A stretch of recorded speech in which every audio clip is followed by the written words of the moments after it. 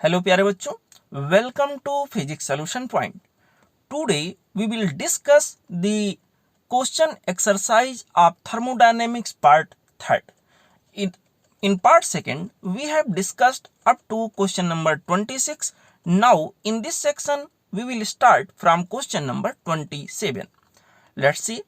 Question number 27 says, when a gas expands adiabatically, then what will happen? There are four options we have to select. यहाँ पर बच्चों energy के interaction की बात की गई है कि वर्क डन होगा नहीं, वर्क डन होगा या नहीं होगा, तो कैसे होगा, क्या बाहर से एनर्जी आएगी। तो मैं आपको समझा दूं। यहाँ पर मान लीजिए ये हमारा एक सिलेंडर है और ये कोई पिस्टन है। बच्चों इसके अंदर कोई गैस भरा हुआ था। आइडियाबैटिकली से एक्सपेंड कराना, एक्सपेंड जब कराएंगे तो पक्का है वर्क डन यहाँ के अंदर पॉजिटिव होगा। पॉजिटिव वर्क डन होगा तो यहाँ पर ये वर्क डन एक एनर्जी है, तो वर्क डन कराने के लिए एनर्जी कहाँ से आएगी? ऑलरेडी वो एनर्जी इसके अंदर है जिसको हम कहते हैं इंटरनल एनर्जी। तो यही इंटरनल एनर्जी का कुछ हिस्सा वर्क डन में कन्वर्ट हो जाता है। यहाँ के अंदर बच्चों क्या होगा, बाहर से तो एनर्जी आ नहीं रही है, क्यू तो यहाँ पर क्या है, क्यू अंदर तो जा नहीं रहा, जीरो है, अंदर से बाहर क्यू जा नहीं रहा। तो यहाँ वर्क डन कराने के लिए कहाँ से एनर्जी आई? वो एनर्जी इसी इंटरनल एनर्जी से होकर आती है। तो अगर इसके हिसाब से हम लोग करेक्ट ऑप्शन की ओर देखें तो यहाँ पर हमारा ऑप्शन एक बार पढ़ते हैं, देखते हैं क्या हो सकता है। यहाँ के अंदर बच्चों जो ऑप्शंस हमको दिए हैं, पहला ऑप्शन कह रहा no energy is required for expansion. Expansion के लिए एनर्जी की आवश्यकता ही नहीं होगी। नहीं सर, ये तो सरासर गलत है। Energy is required and it comes from the wall of the container of the gas. Wall है, रजनीकांत थोड़े ना है, ये गलत हो गया बच्चों। internal energy of the gas is used in doing work. Yes, this is the correct choice. This is the correct choice. Law of conservation of energy does not hold. नहीं सर, ये बात भी गलत है। सभी थर्मोडायनेमिक प्रोसेस में law of conservation of energy बिल्कुल hold होता है। तो यहाँ करेक्ट चॉइस हमारा होगा option C. Now proceed down to question number 28. Question number 28 says here, for which of the following process the entropy change is zero? Entropy में परिवर्तन zero होगा। बच्चों एडियाबैटिक प्रोसेस यहाँ पर हमारा करेक्ट चॉइस होगा। एडियाबैटिक प्रोसेस एक ऐसा प्रोसेस है जिसमें एंट्रोपी कांस्टेंट रहती है, इसीलिए इस प्रोसेस को आइसो एंट्रोपिक प्रोसेस का भी नाम दिया जाता है। तो यहाँ पे जो हमारा करेक्ट चॉइस होगा वो होगा option C. Option C is the best choice for this question. Now let's proceed to question number 29. Question number 29 says, in thermodynamic process which of the following statement is not true? कौन सा statement यहाँ पर true नहीं है, ये हमसे पूछा गया है। चलिए पढ़ते हैं। पहला ऑप्शन हमसे कह रहा है in an adiabatic process the system is insulated from the surrounding. बिल्कुल सही है ये, लेकिन हमें सही वाला नहीं, कौन सा यहाँ गलत है उसको खोजना है। ठीक है, not true. In an isochoric process pressure remains constant. नहीं सर, आइसोकोरिक प्रोसेस में ये तो बहुत बेसिक हो गया, वॉल्यूम कांस्टेंट रहता है, प्रेशर नहीं। तो यही गलत हो गया और गलत वाला ही हमें खोजना था, तो option B is the correct option. ठीक है, ऑप्शन बी करेक्ट है, मतलब इसमें जो स्टेटमेंट दिया है वो रॉन्ग है, रॉन्ग वाला हमें खोजना था। और भी पढ़ लेते हैं। In an isothermal process temperature remain constant, सही बात है। In an adiabatic process PV की power gamma constant, Poisson equation हो गया। नो डाउट ये सब सही है, हमें गलत वाला छांटना था जो कि ऑप्शन बी होगा। ठीक है, now let's proceed down to question number 30. Question number 30 says, in which process PV indicator diagram is straight line parallel to volume axis? PV indicator diagram ये प्रेशर के लिए एक्सिस हो गया, या वॉल्यूम के लिए। उन्होंने कहा कौन सी प्रोसेस में PV इंडिकेटर डायग्राम यानी जो ग्राफ जाएगा वो प्रेशर वाले एक्सिस के परपेंडिकुलर होगा। परपेंडिकुलर तो नहीं कहा, लेकिन ये जरूर कहा पैरेलल टू वॉल्यूम एक्सिस। अगर वॉल्यूम एक्सिस के पैरेलल है तो प्रेशर के परपेंडिकुलर भी होगा। इसका मतलब ये आइसोबेरिक प्रोसेस की बात कर रहा है, प्रेशर हमेशा क्या बने रहेगा, कांस्टेंट, वॉल्यूम बढ़े घटे लेकिन प्रेशर कांस्टेंट बना रहेगा। तो इसके लिहाज से अगर करेक्ट ऑप्शन में देखूं तो आइसोबेरिक प्रोसेस यहाँ पर हमारा ऑप्शन होना चाहिए। Correct choice will be option B. Now let's proceed down to question number 31।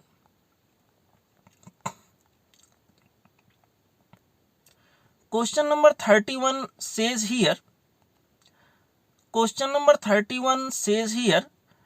in which process does the internal energy of system remains constant? कौन सा ऐसा प्रोसेस है जिसमें इंटरनल एनर्जी पूरे सिस्टम का कांस्टेंट बना रहता है? तो इंटरनल एनर्जी कांस्टेंट बना रहता है अगर सिस्टम की बात करें तो वो प्रोसेस हमारा होता है आइसोथर्मल प्रोसेस। आइसोथर्मल प्रोसेस में क्योंकि टेम्परेचर कांस्टेंट रहता है और इंटरनल एनर्जी टेम्परेचर पर केवल डिपेंड करता है, तो केवल इन द सेंस अगर थर्मोडायनेमिक कोऑर्डिनेट में जाएं तो केवल टेम्परेचर पर डिपेंड करेगा। तो यहाँ पर इंटरनल एनर्जी आइसोथर्मल प्रोसेस में क्या होगा, कांस्टेंट बना रहेगा। Option B is the correct choice. Now let's proceed down to question number 32। Question number 32 says here, which property of the system does not change in an adiabatic process? कौन सी property ऐसी है जो adiabatic process में change नहीं होता है? Volume, density, temperature, total amount of heat. यहाँ पर फिलहाल ऑप्शन डी होगा। क्वेश्चन बहुत अच्छी तरह से नहीं पूछा गया। हीट कांस्टेंट होने का मतलब क्या है? इनको कहना चाहिए हीट का एक्सचेंज नहीं होता है, अंदर जो हीट है उसमें तो परिवर्तन हो ही रहा है। फिलहाल यहाँ ऑप्शन डी लेंगे और इससे अच्छा कोई ऑप्शन है नहीं। ठीक है बच्चों, now let's proceed down to question number 33।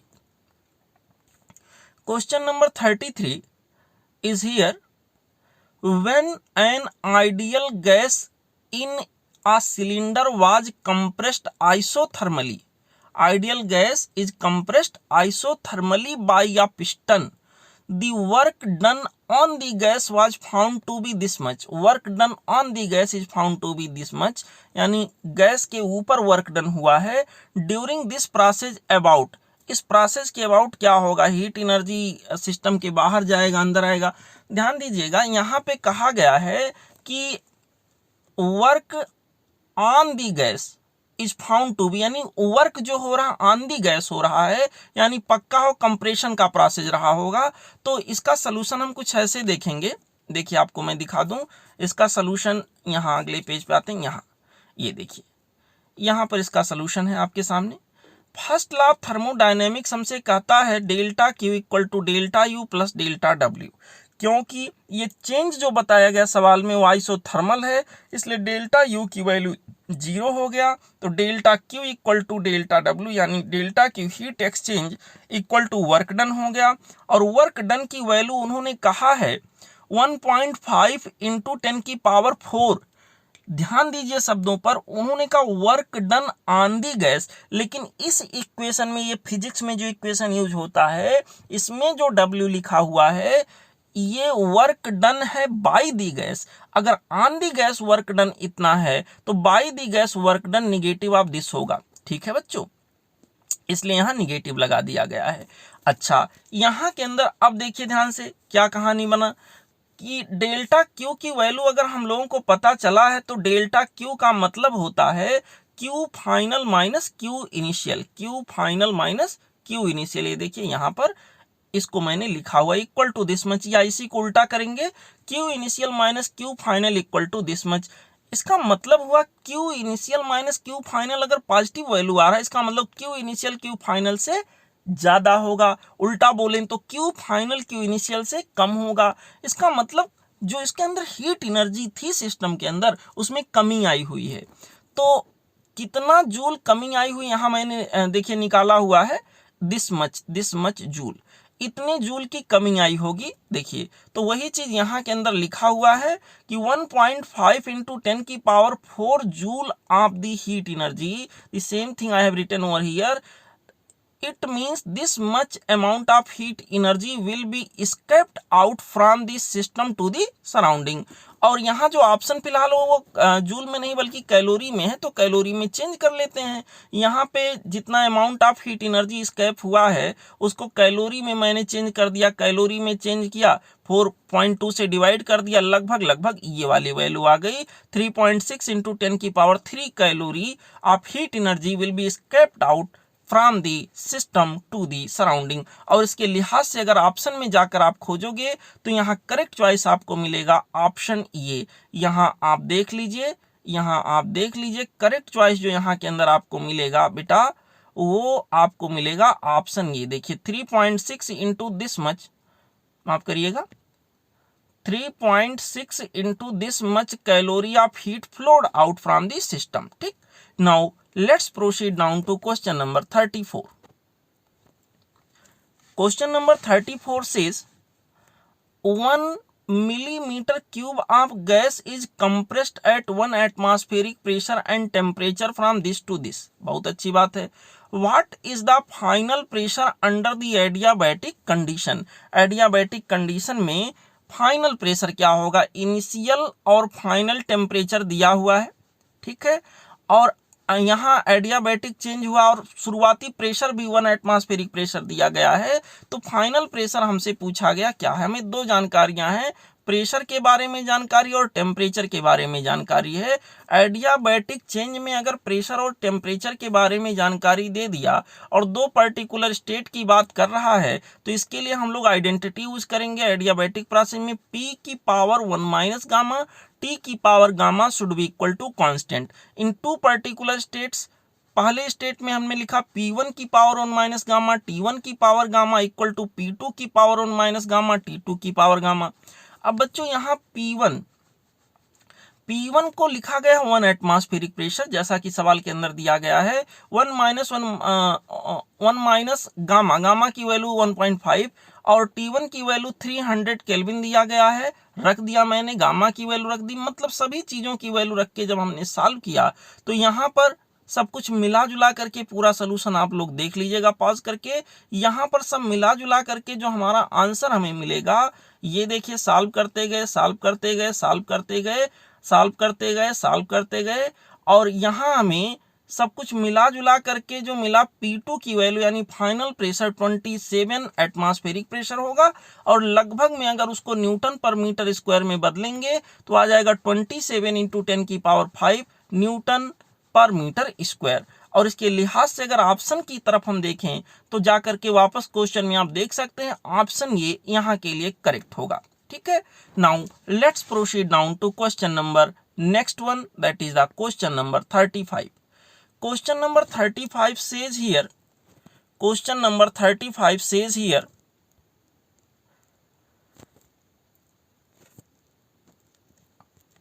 a thermally insulated vessel contains an ideal gas of molecular mass capital M and ratio of specific heat is gamma. If it moving with speed v and is suddenly brought to rest, assuming no heat it's lost to the surroundings, its temperature increases by। एक बड़ा प्यारा सा सवाल दिया गया है, देखिए इसका सलूशन मैंने यहाँ दिखाया हुआ है, यहाँ इसका सलूशन है, ये देखिए आप बच्चों ध्यान से देखिएगा। ये कोई थर्मली इंसुलेटेड वेसल है, बर्तन है, कंटेनर है, इसके अंदर ये देखिए कोई गैस भरा हुआ है जिसका मास मैंने मान लिया, टोटल मास इसके अंदर जो गैस का है, ये गैस भरा हुआ है कोई सा, इसका मैंने मान लिया कि मास टोटल जो गैस का है दैट इज स्मॉल m। ये मूव करता हुआ इस स्पीड से जा रहा था, तब तक अचानक ये रुक गया। अब होगा क्या बच्चों, हीट एनर्जी ना तो इससे बाहर जा पाएगा ना तो बाहर से अंदर आ पाएगा, जो होगा इसके अंदर ही होगा, ठीक है। अब देखिए यहाँ पर होगा ये कि जैसे ही ये रुकेगा, जो इस सिस्टम के अंदर काइनेटिक एनर्जी थी, कंटेनर की मास को मैं इग्नोर कर रहा हूं, कोई जानकारी नहीं दिया है, जैसे ही ये रुकेगा तुरंत इन सभी मॉलिक्यूल्स की यानी पूरे गैस का जो यहाँ काइनेटिक एनर्जी रहा होगा वो जीरो हो गया होगा। लेकिन दिक्कत ये है कि एनर्जी तो यहाँ कंजर्व रखना है, एनर्जी काइनेटिक एनर्जी गया कहाँ? तो वही जो काइनेटिक एनर्जी गया, वही काइनेटिक एनर्जी यहाँ कहीं गया नहीं है, बल्कि इसके इंटरनल एनर्जी को बढ़ाने में प्रयुक्त हुआ है। ठीक है। तो यहाँ के अंदर kinetic energy will appear as increased internal energy. बस इसी के बारे में हम लोगों को सॉल्व करना है। देखिए सेम चीज I have written over here, same चीज मैंने आप लोगों को समझाने के लिए लिख दिया है। In this process the kinetic energy of gas will convert into additional internal energy. It means यहाँ पर बच्चों हम ये कह सकते हैं कि यहाँ पर जो डेल्टा यू यानी इंटरनल एनर्जी में होने वाला इंक्रीमेंट है, चेंज है, वो काइनेटिक एनर्जी में होने वाले चेंज के बराबर होगा।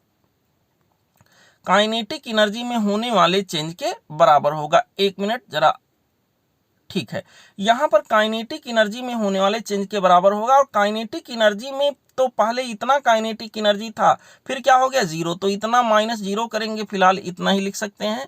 और इंटरनल एनर्जी में चेंज जो होता है n R delta T divided by gamma minus one. ठीक है, अब यहाँ के अंदर बच्चों बात करेंगे, यहाँ पर नंबर ऑफ मोल जिसको यन कहते हैं, उसको हम लिखते हैं मास अपान मॉलिक्यूलर मास, यन की वैल्यू हम रखना चाहते हैं।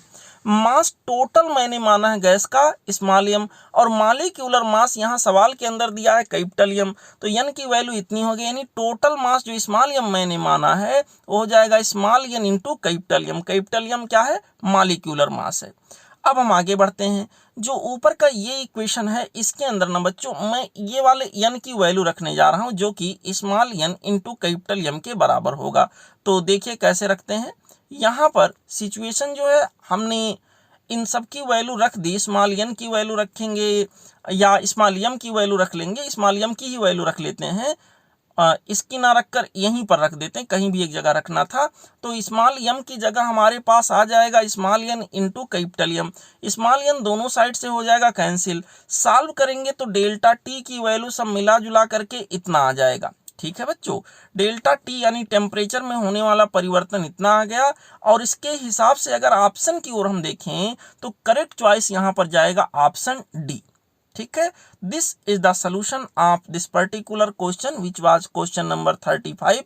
Now let's proceed down to question number 36।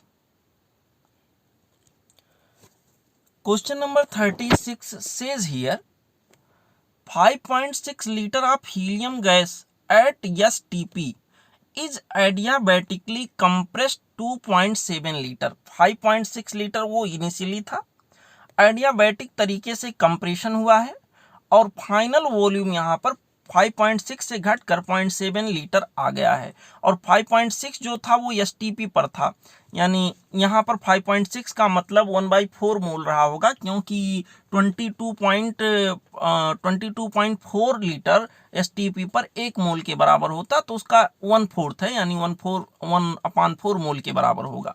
अच्छा, फिलहाल taking the initial temperature to be T1 करा, इनिशियल टेम्परेचर को कैपिटल T1 लेते हुए आप ये बताइए the work done in the process, इस प्रोसेस में वर्क डन की वैल्यू क्या होगी। देखिए सब लोग ध्यान से, वर्क डन की वैल्यू, ये 4 ऑप्शन यहाँ के अंदर दिए हैं, हमें वर्क डन की वैल्यू यहाँ के अंदर निकालना था। आइए देखते हैं क्या होगा। यहाँ पर 36 क्वेश्चन नंबर का सोल्यूशन मैंने आपको यहाँ दिखाया हुआ है। देखिए एडियाबैटिक चेंज के लिए टेम्परेचर और वॉल्यूम के बीच में रिलेशन अगर मैं देखूं तो कैपिटल टी कैपिटल वी की पावर गामा -1 ये कांस्टेंट होता। अगर आपको याद हो तो, ना याद हो तो जाकर के थियरी में फिर से एक बार देख लीजिएगा। T1 V1 की पावर गामा -1 पहले स्टेट में, T2 V2 की पावर गामा -1 दूसरे स्टेट में। अब इन सब की वैल्यूज हम रखते हैं। T1 मुझे नहीं पता है क्या है, या पता भी होगा तो बाद में रख लेंगे। यहाँ फिलहाल मैंने V1 की वैल्यू रखी और यहाँ पर मैंने V2 की वैल्यू रखी और गामा की वैल्यू रखी बच्चों, और इसको सॉल्व किया। ये कुछ नहीं है, गलती से कुछ छप गया है। यहाँ पर बच्चों मैंने इसको सॉल्व करना चाहा तो T2 की वैल्यू निकल करके सॉल्व करने के बाद कुछ ऐसे बनेगा। यहाँ पर फिर थोड़ा और आगे बढ़ें तो यहाँ T2 की वैल्यू सॉल्व करने पर पूरा मिला जुला करके आ जाएगा। इसको कट करेंगे, 8 बार जाएगा, 8 पर 1/3 की पावर लगाएंगे, 2 आ जाएगा, 2 का स्क्वायर करेंगे 4 आ जाएगा, इतना आ गया। T2 = 4 times of T1। बहुत अच्छी बात है। अब वर्क डन का जहां तक सवाल है, एडियाबैटिक चेंज में वर्क डन इक्वल टू होता है negative change of internal energy. Negative change of internal energy in the sense इतने के बराबर होगा minus n R T2 minus T1 divided by gamma minus 1। जैसा कि मैंने बताया, अगर STP पर वॉल्यूम 5.6 लीटर है, इसका मतलब 1/4 मोल की बात हो रही होगी। आर हमें पता नहीं है, इसी टर्म में हमें जवाब देना है। और यहाँ पर T2 is this and T1 is this. T2 की वैल्यू अभी मैंने ऊपर निकाला है 4T1 के बराबर आ रहा है, और T1 की वैल्यू T1। अब यहाँ मैंने इन सबको रखा, गामा की वैल्यू रखी, सॉल्व किया। सॉल्व करने के बाद जो हमें यहाँ इक्वेशन मिला या जो हमें रिजल्ट मिला वो आ गया W equal to minus 3/8 R into 3T1। 3 multiplied by 3 ये हो गया 9, 9/8 RT1। तो इस तरह से 9/8 RT1 हमारा जवाब आया। अगर ऑप्शन में जाकर एक बार देखें हम लोग, तो ऑप्शन में हमको करेक्ट चॉइस देखिए पहला मिलेगा, first option will be correct one. अब इसमें आप ये मत देखिएगा कि भाई निगेटिव साइन क्यों नहीं लगाया गया। The work done in this process पूछा है, तो work done in this process नहीं निगेटिव साइन के साथ दिया है। जो हमने कैलकुलेट किया वो बाई दी गैस है, हो सकता है ऑन दी गैस दिया हो, क्योंकि यहाँ इनफैक्ट क्या हुआ है, कंप्रेशन हुआ है, तो वर्क डन यहाँ निगेटिव आया है। लेकिन ये अगर बाई दी गैस मैं निकालूं निगेटिव आया, नो डाउट, लेकिन ऑन दी गैस अगर निकालूं तो पॉजिटिव आएगा। तो फिलहाल यहाँ केवल मैग्नीट्यूड की चर्चा कर लेंगे, दिस मच। ये हमारा ऑप्शन ये करेक्ट वन होगा, ठीक है। अब ये रहा क्वेश्चन नंबर 36 का सलूशन। अब अगला क्वेश्चन हमारा है बच्चों question number 37। Question number 30, question number 37 says here, in a reversible isochoric change. Isochoric change अगर होगा बच्चों तो वर्क डन की वैल्यू क्या आती है, 0। ये बड़ा बेसिक सा क्वेश्चन है, रिवर्सिबल हो या जो भी हो, अगर आइसोकोरिक चेंज है बच्चों तो यहाँ वर्क डन की वैल्यू 0 होगी, और करेक्ट ऑप्शन हमारा आएगा ऑप्शन ये। Now let's proceed down to question number 38।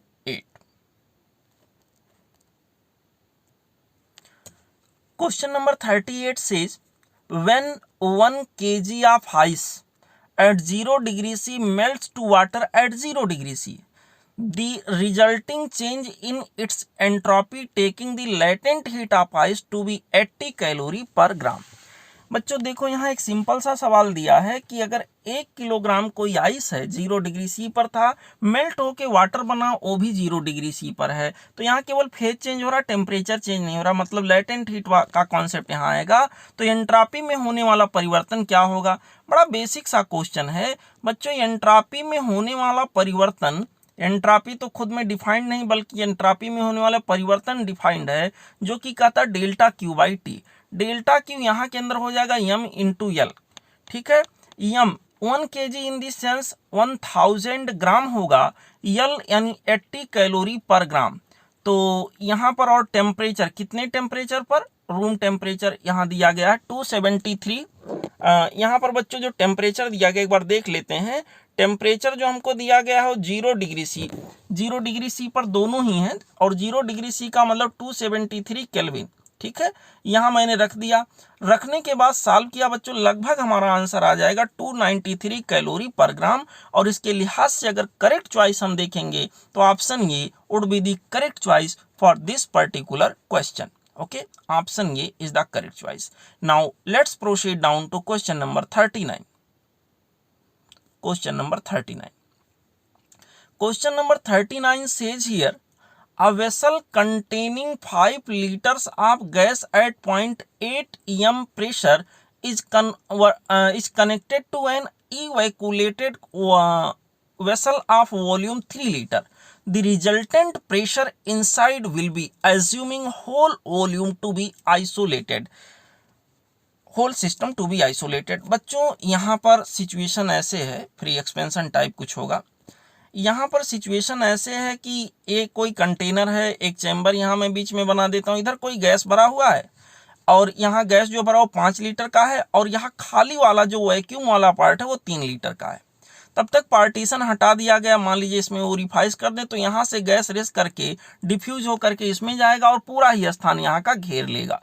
तो यहाँ हमसे पूछा गया कि बताइए फाइनल प्रेशर या जो भी पूछा गया टेम्परेचर क्या होगा, देखते हैं। प्रोसेस फ्री एक्सपेंशन का है, तो अगर बच्चों प्रोसेस फ्री एक्सपेंशन का है तो यहाँ पे टी कांस्टेंट रहेगा, टेम्परेचर कांस्टेंट अगर हुआ तो हमें पता है P V equal to n R T. Temperature अगर कांस्टेंट है और अमाउंट तो बाहर निकल नहीं रहा है तो यहाँ P इंटू वी की वैल्यू कांस्टेंट होगी। ठीक है, यही काम हम यहाँ कर लेते हैं, P इंटू वी की वैल्यू हमारी कांस्टेंट होगी तो दो पर्टिकुलर सिचुएशन में हमारा P1 V1 equal to P2 V2 होगा।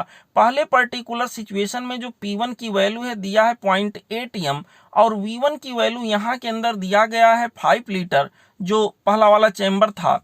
और यहाँ पर P2 दूसरे केस में क्या होगा, प्रेशर और टोटल वॉल्यूम पूरे चैम्बर में, अब क्योंकि गैस फैल चुका है तो टोटल वॉल्यूम यहाँ लेंगे 5 + 3 दोनों का मिला करके। यहाँ पर बच्चों सॉल्व किया, सॉल्व करने पर जो हमें करेक्ट चॉइस यहाँ मिलेगा, P2 की वैल्यू मिलेगी बच्चों हाफ m यानी 0.5 m प्रेशर के बराबर होगा। ठीक है, यहाँ पर बच्चों अब आप लोगों को हो सकता है कंफ्यूजन आ रहा हो कि प्रेशर की यूनिट m फॉर क्या है, m फॉर यहाँ मीटर है। अब प्रेशर की यूनिट में मीटर का क्या मीनिंग हुआ, तो ये सारी चीज़ें जानने के लिए आप लोग देख लीजिएगा यहाँ थर्मामेट्री वाला लेक्चर, और अगर वहाँ नहीं स्पष्ट होगा जब थर्मामेट्री का मैं आपको क्वेश्चन भेजूंगा, थर्मामेट्री और कैलोरीमेट्री का क्वेश्चन सोल्यूशन, तो और ज़्यादा क्लियर होगा। ठीक है, फिलहाल अभी डिस्कशन को हम क्वेश्चन तक सीमित रखते हैं। ठीक, चलते हैं अगले क्वेश्चन पे बच्चों। Question number 40, question number 40 says during an adiabatic process the pressure of a gas is found to be proportional to the cube of absolute temperature। Gamma की वैल्यू यहाँ क्या होगी बच्चों, P is directly proportional to T की power 3, P is equal to something constant into T की power 3। ठीक है, यहाँ ये चीज दिया गया सवाल में और इससे मैंने रिलेशन बनाया समथिंग कांस्टेंट इंटू T की पावर 3।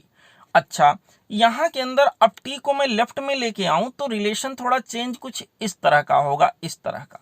ठीक है, अब जरा हम नियम अनुसार चलें, एडियाबैटिक चेंज क्योंकि यहाँ दिया गया है तो नियम अनुसार अगर मैं चलूंगा तो मुझे क्या मिलेगा, मिलेगा ऐसे कुछ P की पावर 1 माइनस गामा T की power gamma equal to constant. अब मुझे इसी फॉर्मेट में इसको चेंज करना, तो P की पावर 1 माइनस गामा जो उसे हटाना है तो मैं इधर इस पूरे का पावर 1 माइनस गामा कर दे रहा हूं और इस पूरे का पावर इस पूरे का power 1 divided by 1 divided by gamma minus 1 divided by 1 minus gamma रहेगा, और यहाँ पर इस पूरे की पावर भी वही कर देता हूं तो सब मिला जुला करके इसका पावर खत्म हो गया, 1 आ गया पावर, और यहाँ पर पावर कुछ ऐसे हो गया, यहाँ पर पावर गामा माइनस 1 नहीं 1 माइनस गामा होगा, ऐसे हो गया। ठीक है, ये फिलहाल कांस्टेंट के ऊपर कोई पावर कांस्टेंट वाला लगाएं तो नया कांस्टेंट कोई बन जाएगा। तो अभी जो हमारा यहाँ सिचुएशन दिखा रहा है उसमें P इंटू T की power gamma divided by 1 minus gamma, this should be equal to एक न्यू कांस्टेंट यहाँ पर बन जाएगा। सवाल के अनुसार जो हमें दिया गया P इंटू T की पावर -3 शायद है इक्वल टू कांस्टेंट, और सॉल्व करने के अनुसार हमारा P इंटू T की power gamma divided by 1 minus gamma equal to constant. अगर इन दोनों रिलेशन को मैं कंपेयर करूं बच्चों तो मुझे क्या मिलेगा, मुझे मिलेगा gamma divided by 1 minus gamma equal to this much. ठीक है, अगर मुझे इतना मिल रहा है तो सब कुछ सॉल्व करने के बाद हमें जो यहाँ गामा की वैल्यू मिलेगी बच्चों वो 1.5 के बराबर, यहाँ थोड़ा कट गया है, 1.5 के बराबर मिलेगा। और इसके हिसाब से जो करेक्ट आंसर हमारा होगा आप लोग देख लीजिए, जो करेक्ट आंसर यहाँ के लिए होगा वो आएगा 1.5, that is option D. Option D is the correct choice for this particular question. ठीक, now let's proceed down to question number 41। Question number 41 says here in an adiabatic process, माफ करिएगा एक बार फिर से पढ़ लेते हैं। An adiabatic process occurs at constant, adiabatic process तब होगा जब कांस्टेंट हीट बना रहे, कहने का मतलब हीट एनर्जी की सप्लाई सिस्टम से सराउंडिंग में या सराउंडिंग से सिस्टम में ना होने पाए। तो टेम्परेचर तो गलत होगा, प्रेशर गलत होगा, टेम्परेचर प्रेशर गलत, ऑप्शन सी। ठीक, ऐसे कहना चाहिए इस क्वेश्चन को जिसमें हीट का एक्सचेंज ना हो। कांस्टेंट हीट कहना थोड़ा उतना अच्छा एक्सप्लेन नहीं होता है। Now let's proceed down to question number 42। Question number 42 says here in which thermodynamic process volume remains same। कौन सा ऐसा थर्मोडायनेमिक प्रोसेस जिसमें वॉल्यूम कांस्टेंट बना रहता है? तो बच्चों ये जो हमारा प्रोसेस है वो आइसोकोरिक प्रोसेस, ठीक है। Option D will be the correct option for this particular question. Now let's proceed down to question number 43। Question number 43 says here work done in an isothermal change of gas depends। Work done isothermal change में किस पे depend करेगा? तो work done बेटा यहाँ isothermal change अगर है तो by formula work done equal to होता है NRT divided by natural log V2 upon V1, ऐसे करके आता है। तो यहाँ पहला ऑप्शन जो हमारा है वो कह रहा वर्क डन डिपेंड किस पे करेगा? पहले ऑप्शन में कह रहा केवल टेम्परेचर पर। टेम्परेचर तो ही है लेकिन वॉल्यूम वगैरह भी है, देखते हैं। Only on the volume of the gas, volume expansion ratio, volume expansion ratio this much हो गया। केवल उसी पर नहीं, on both the temperature and volume expansion ratio. Temperature and volume expansion ratio in दोनों पर ये बात डिपेंड करेगा, नो डाउट। तो यहाँ के लिए बच्चों जो करेक्ट ऑप्शन हमारा होगा वो होगा option C. Option C is the correct option for this particular question. Now let's proceed down to question number 44। Question number 44 says a mono atomic gas जिसके लिए गामा की वैल्यू इतनी है is suddenly compressed to 1/8 of the original volume adiabatically, then pressure of the gas will be. यहाँ के अंदर pressure of the gas, pressure में कितना चेंज होगा? चेंज टू प्रेशर पहले के कंपैरिजन में कितना चेंज हो जाएगा? तो यहाँ प्रेशर और वॉल्यूम का रिलेशन देखना है बच्चों। आइडियाबैटिक चेंज में प्रेशर और वॉल्यूम के बीच में रिलेशन ये होता है PV की पावर गामा कांस्टेंट होता है, और दो पर्टिकुलर स्टेट में अगर मैं चेक करूं तो P1 V1 की power gamma equal to P2 V2 की पावर गामा होगा। P1 V1 का सेंस V होता है कि पावर गामा, गामा की वैल्यू 5/3 है। P2 V2 के जगह पर 1/8 हो गया है यानी V/8 हो गया कि पावर 5/3। सॉल्व किया बच्चों, V की पावर 5/3 दोनों साइड से कैंसिल आउट होगा। P1 की वैल्यू हो जाएगी P2 इंटू 1/32। नाउ इसके आगे बढ़ेंगे, आगे बढ़ने पर हमें मिलेगा P2/P1, P2/P1 इक्वल टू 32/1, यानी P1 अगर हमारा 1 था तो कंपैरेटिवली P2 क्या हो गया? 32, यानी P2 जो होगा वो 32 टाइम्स हो जाएगा। और ऑप्शन के लिहाज से यहाँ देखें तो D option will be the correct choice for this particular question. आप देख सकते हैं ऑप्शन डी में बोला गया है कि यहाँ पर जो चेंज होगा प्रेशर में वो 32 टाइम्स होगा इनिशियल प्रेशर का। This will be the correct choice. Now let's proceed down to question number next one. Question number 45। This question says pressure temperature relationship for an ideal gas undergoes adiabatic change this much। Adiabatic change और gamma की value CP/CV दुनिया जानती है। तो adiabatic process में सबको पता है हमारा रिलेशन होता P इंटू V की power gamma, this is constant, और इसी से रिलेशन हमारा एक बन के आता है P की पावर 1 माइनस गामा, T की power gamma equal to constant. तो यहाँ डी ऑप्शन मुझे करेक्ट दिख रहा है। यहाँ option D would be the correct choice for this particular question. Now let's proceed down to question number 46। Now question number 46 says for a gas of non-rigid diatomic molecules the gamma Cp/Cv। Diatomic molecule के लिए बच्चों gamma की value Cp/Cv जो होता है वो होगा 7/5। आपको याद हो तो डायरेक्ट आप टिक कर सकते हैं 7/5। 1 + 2/f, f की वैल्यू आप 5 रखोगे 7/5 आ जाएगा, ठीक है। Now let's proceed down to question number 47। Question number 47 says here, during an adiabatic process, the pressure of a gas is found to be proportional to the cube of absolute temperature. The ratio of Cp by Cv। बच्चों अभी just इसी तरह का सवाल हम लोगों ने question number 40 में किया है, और इस लिहाज से अगर मैं देखूं तो यहाँ पर भी हमारा करेक्ट चॉइस उतना है, सारे डेटा बिल्कुल वैसे हैं जैसे क्वेश्चन नंबर 40 में है। तो यहाँ पर हमारा जो वहाँ आंसर आया था 1.5 का मतलब 3/2, यहाँ ऑप्शन हमारा होगा 3/2, आंसर होगा option A. Now let's proceed down to question number 48।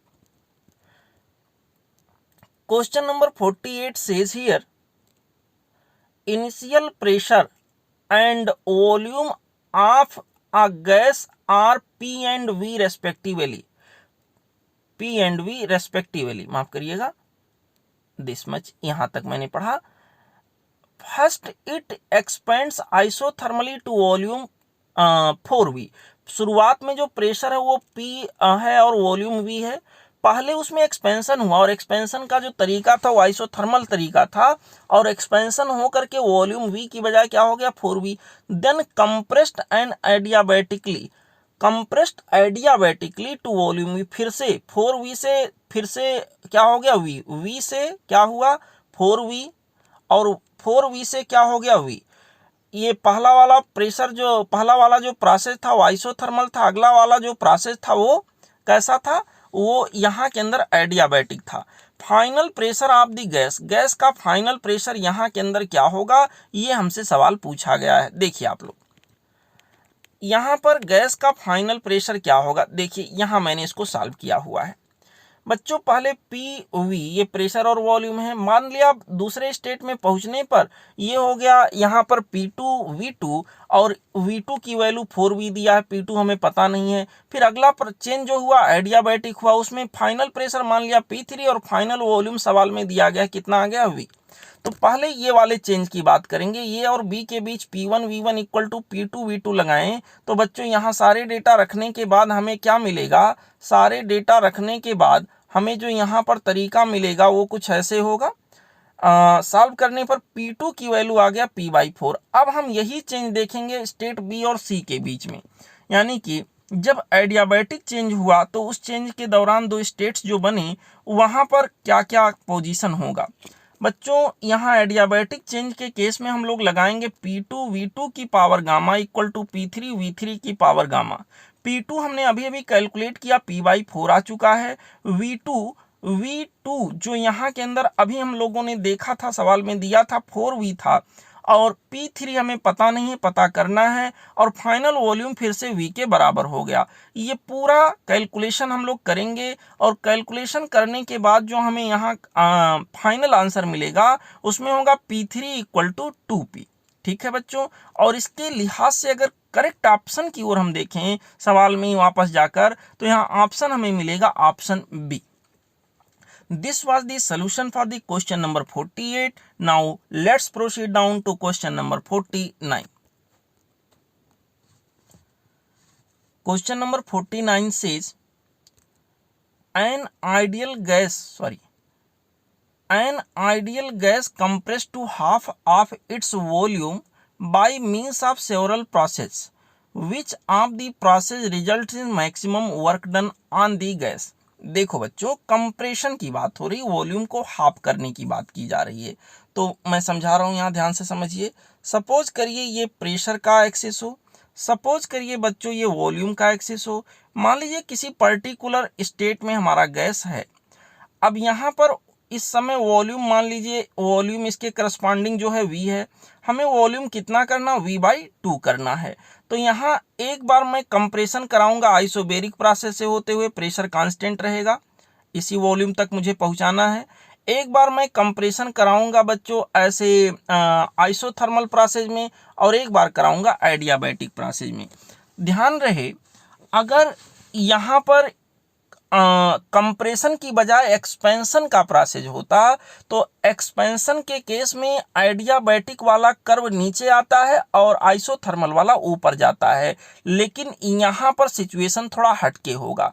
यहाँ पर जो नीचे गया वो आइसोथर्मल होगा, ये बच्चों क्या होगा आइसोथर्मल होगा, और जो यहाँ ऊपर गया वो कौन सा होगा एडियाबैटिक होगा, एडियाबैटिक होगा। ठीक है, तो यहाँ आपसे पूछा गया किसमें सबसे ज़्यादा वर्क डन होगा। यहाँ सबसे ज़्यादा अगर एरिया स्वेप्ट आउट करने की बात करें कर्व और वॉल्यूम एक्सिस के बीच में, तो एडियाबैटिक कर्व के द्वारा हो रहा है और इसलिए सबसे ज़्यादा वर्क डन कंप्रेशन की परिस्थिति में यहाँ पर हमारा होगा एडियाबैटिक प्रोसेस में। हमारा करेक्ट ऑप्शन होगा एडियाबैटिक प्रोसेस, और adiabatic process in the sense हमारा ऑप्शन आएगा ऑप्शन बी। ठीक, ध्यान रहे, अगर यही सवाल होता जैसा कि पहले हम लोग कर भी चुके हैं एक्सपेंशन के बारे में, तो वहाँ पर करेक्ट जो हमारा चॉइस आता था वो आइसोबेरिक होता था, क्योंकि यहाँ कंप्रेशन के केस में हमसे पूछा गया है। तो वर्क डन सबसे ज़्यादा सबसे ऊपर जो करवाया वो कौन सा हुआ, एडियाबैटिक। ठीक, now this is the solution of exercise part 3rd. In this part we have discussed the remaining questions of the thermodynamic process. Now we will discuss the other remaining parts in the next lecture, that will be the part 4. Okay, I hope तब तक आप लोग इस चीज़ को जहां तक मैंने समझा दिया आप लोग पुनः इसको एक बार सॉल्व करेंगे, और अगर कोई फिर भी कमी रहती है तो आप लोग पूछेंगे। ठीक है बच्चों, पढ़ते रहो, साइंस का एंजॉय करते रहो, और यहाँ दिमाग को हमेशा पॉजिटिव माइंडसेट के साथ रखिएगा, क्योंकि तब तक आपको सफलता नहीं मिलेगी जब तक आप अपनी सोच पॉजिटिव नहीं रखेंगे। पॉजिटिव सोच रखिए और पॉजिटिव वे में मेहनत करिए। ऐसा नहीं खाली पॉजिटिव सोच रखेंगे तो हमारा काम बन जाएगा, नहीं सर, यहाँ हमें पॉजिटिव सोच के साथ पॉजिटिव डायरेक्शन में मेहनत भी लगातार करते रहना है। ठीक है, I hope you will be good and I hope you will always be good. Thank you बच्चों।